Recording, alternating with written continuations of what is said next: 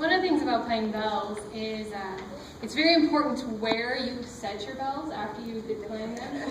So you'll notice one thing we take time to is make sure they get set up, because some pieces use more different things than others. And if you don't need chimes on the piece, you don't want them in front of you, so you can kind of free up your area. And especially the bass bells, their bells change for just about every piece back there. But once you've got them in your hands and you got to set them down and change, it's really important that they get put back down right where you want them to be. Otherwise, sometimes in a panic, you can mistake them for something that they aren't. So it takes a lot of brain power, a lot of focus to be able to do what they do up here. Our next piece is one of my favorites. Some of them aren't too hip on it, but I make them play it anyway. It reminds me, it's got the same rhythmic pattern as I Want to Be in America from West Side Story. Da, da, da, da, da, da, da, da, da, da. So it's this, what we call mixed meter.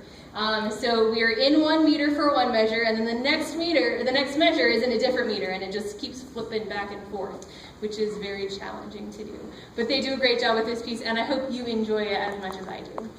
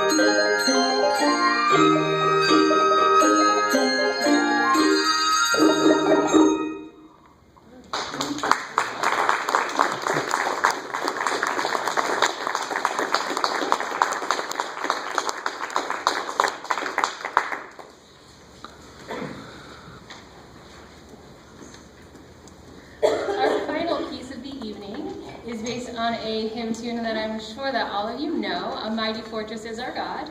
And in this piece, Kathy Mokelbus does a superb job of doing some text painting.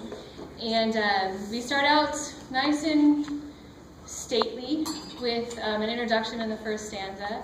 By the time we get to the third stanza, if you read the third stanza in your hymnal, the third stanza, the devil is taking over the world, sending little devils out into the world to sort of wreak some havoc.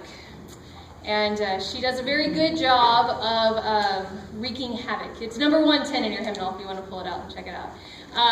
She does a great job of wreaking some havoc. So if you hear some really interesting notes going on, it's because she's doing some text painting. It's all intentional. And then we end nice and triumphantly as the text does. So yeah, if you want to pull out your hymnal and follow along as we play, that would be, feel free to. This is number 110 in your hymnal. Thank you all for coming. This is our last piece. We really appreciate your support. Oh, I missed our offering. I said to myself, you need to put a sticky note on your sheet and edit it. So I want you to be able to have your books in your hand for this one, so if you want to follow along on the text, you can do that. So on your way out, if you would feel so moved to provide us support to purchase the 5th octave of chimes, the plates are on the back table, so you can just drop something in there on your way out. We really appreciate that. The church was gracious enough a couple years ago to help us purchase the 4th and 5th octave of bells, which is a big feat. A large financial undertaking, and so we are working on trying to raise the money to purchase the 5th octave of chimes, so we'll have the same amount of chimes and bells that we have to match them. The other thing is that we've started a children's chimes choir, and they're using the chimes as well. So if I have more chimes, then I can have more children. Not to, tug at your heartstrings. So again, thank you for coming, and we really thank you for all of your support.